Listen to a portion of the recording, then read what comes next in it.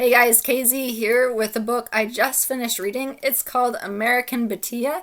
It's by this author. There it is, right there. I'm not going to say it because I probably can't.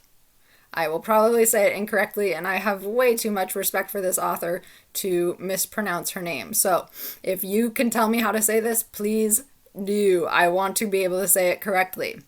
This book, Betiya, is pretty darn well written. That was apparent from the get-go. This author can craft a sentence and can pull you in to a scene, to a character, to a narrative overall. So I highly recommend this writer, this writing style. I have to say that when I started reading this and a good 100 pages in, I thought this book is just a YA romance, and it is a YA romance. It's got identity, it's got some culture exchange. The main character, Rani, is Indian American. Her parents are immigrants from India and she lives in Chicago.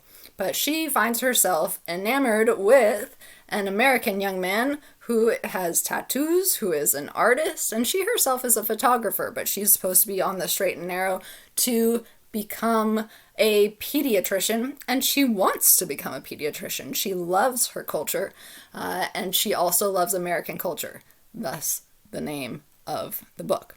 Anyways, I underestimated this book. I did not expect to be coming into contact with privilege, white and male. I did not expect to be coming in contact with these deep-seated issues beyond that of a cultural clash. I expected to have some conflict between the cultures.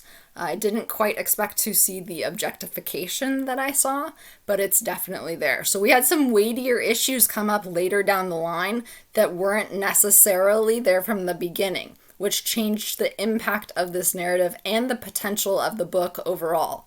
I have to say that I don't think I got all I could have out of this book, mainly because I read it alone.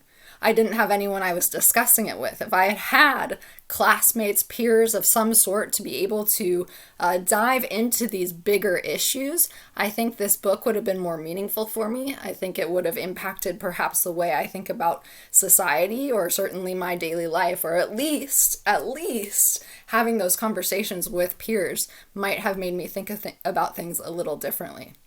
There is, of course, in this book, Betiya, the concept of otherness and identity and family and friendship and the things we would expect from a YA romance book. So those are not neglected, and I recommend the book. I will add, however, that my rating may be askew simply because I might have rated it higher having had a community to discuss it with. And that might be in the book too, that element of community.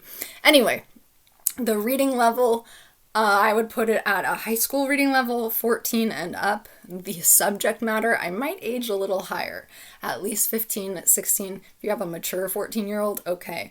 But there are definite scenes that describe some physical interaction between the characters. It would not say it's graphic. It is not graphic at all. But if you are squeamish about that or uncomfortable with that, then you should be aware going in that it is definitely on the horizon. Otherwise, I'd say a 3.5 out of 5 for this book from me, but you might be able to argue with me and give me up to a 4. But if you do, you got to be willing to have some discussion with me about these deeper issues in this book. Read it, Betiya, and tell me how to say the author's name. Please.